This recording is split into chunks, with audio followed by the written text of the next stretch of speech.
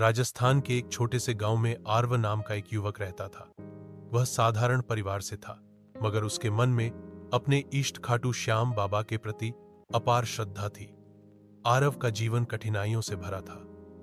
उसके पिता किसान थे और घर की आर्थिक स्थिति बहुत खराब थी।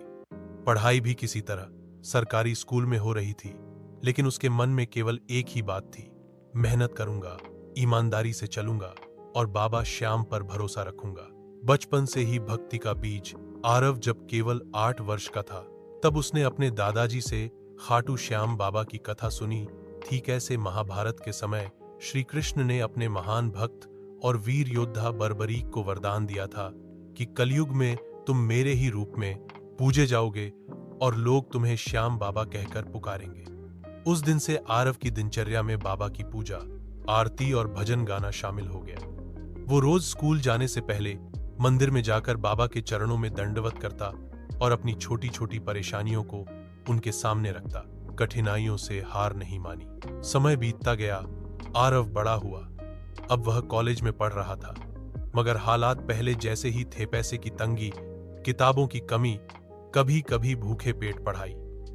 कई बार ऐसा भी हुआ कि दोस्तों ने उसे कहा, इतनी गरीबी में क्या तुझे कुछ मिलेगा, चल कोई काम कर, पढ़ाई छोड़ दे। लेकिन आरव कहता, मेरे बाबा श्याम मुझे देख रहे हैं, मैं मेहनत नहीं छोड़ूंगा, जो मुझे मिलेगा वही मेरा होगा। वह रात रात भर पढ़ाई करता और दिन में खेतों में पिता का हाथ बंटाता, लेकिन रोज सुबह और शाम की बाबा श्याम की पूजा कभी नहीं छोड़ी। पहली परीक्षा, नौकरी का सपना। कॉलेज के अंतिम वर्ष में आरव ने एक सरकारी नौकरी की परीक्षा देने का निश्चय किया। उसने न पैसे का बहाना बनाया, न परिस्थितियों से डर कर पीछे हटा। दोस्तों से पुरानी किताबें मांगी, गांव के बाहर के एक मंदिर में झाड़ू पोंछा कर थोड़े पैसे जोड़े और परीक्षा शुल्क भरा। परीक्षा का दिन आया। आरव ने मंदिर में बाबा श्याम के सामने घुटनों के बल बैठकर कहा, हे श्याम, मैं मेहनत कर चुका हूं, अब सब आपके हाथ है। वह परीक्षा देकर लौटा और फिर भी पढ़ाई करता रहा, क्योंकि उसे भरोसा था कि बाबा खाली हाथ नहीं लौटाएंगे। चमत्कार नहीं, विश्वास का फल। कुछ महीनों बाद जब परिणाम आया तो गांव के लोग खुशी से झूम उठे। आरव का नाम मेरिट लिस्ट में सबसे ऊपर था। उसे सरकारी अफसर की नौकरी मिल गई थी। गांव के लोग जो कभी उसका मजाक उड़ाते थे, अब उसकी मिसाल देने लगे। आरव ने सबसे पहले खाटू धाम जाने का निश्चय किया। खाटू धाम की यात्रा। जब वह पहली बार खाटू धाम पहुंचा तो भाव विभोर हो गया। बाबा के दरबार में जैसे ही उसने माथा टेका, उसकी आंखों से अश्रुधारा बहने लगी।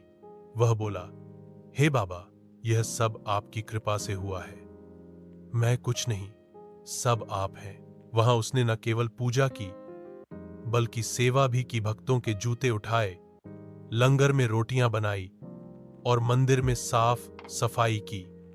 वह कहता, जब तक सेवा नहीं करूं, दर्शन अधूरे हैं। फिर भी नहीं भूले बाबा को। नौकरी लगने के बाद भी आरव में कोई घमंड नहीं आया। वह हर महीने अपनी पहली कमाई से बाबा के मंदिर में दान देता और हर साल खाटू धाम जाकर सेवा करता।